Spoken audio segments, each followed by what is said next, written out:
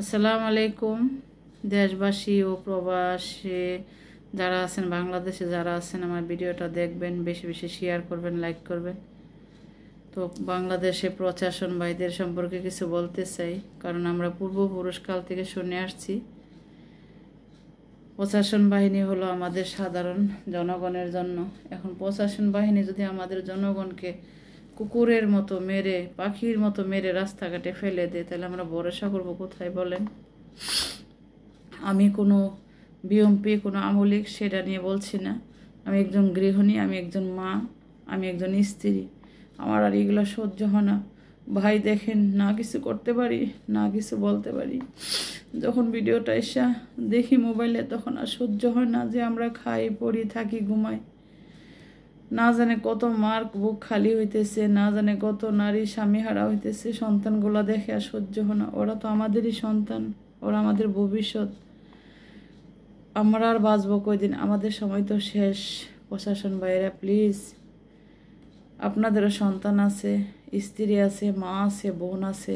এইভাবে নারীদের উপর অত্যাচার হচ্ছে, এইভাবে ছোট ছোট ভাইদের উপরে এইভাবে এদের রক্ত ঝরতেছে। এইগুলা কি করে সহ্য করেন? আমি তো বুঝতেছি না আপনারা সহ্য করেন কিভাবে।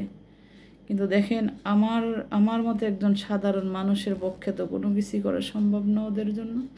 কিন্তু নামাজ পড়ে শুধু ওদের জন্য দোয়া করি যে আল্লাহ ওদেরকে তুমি হেফাজতে রাখো। আর জানে কোনো মায়ের বুক খালি না হয়, কোনো মা জানে সন্তান হারা না হয়, কোনো বোন জানে স্বামী হারা না হয়। সবার জন্য দোয়া রইল, সবাইকে আল্লাহ হেফাজতে রাখো।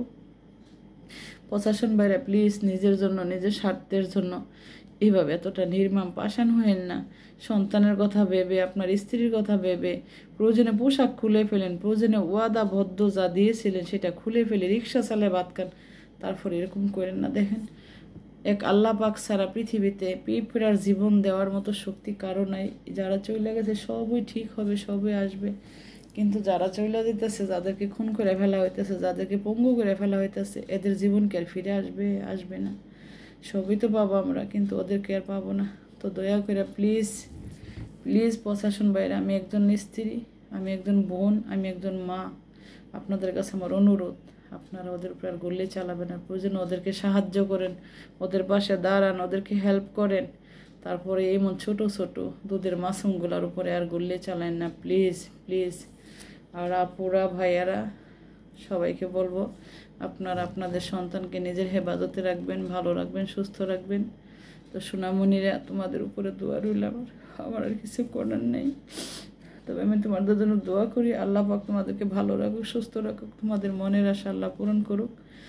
তো তোমরা ভালো থাকবা, সুস্থ থাকবা ইনশাল্লাহ। তোমাদের উপর দোয়া রইল। জয় হোক। আল্লাহ হাফেজ।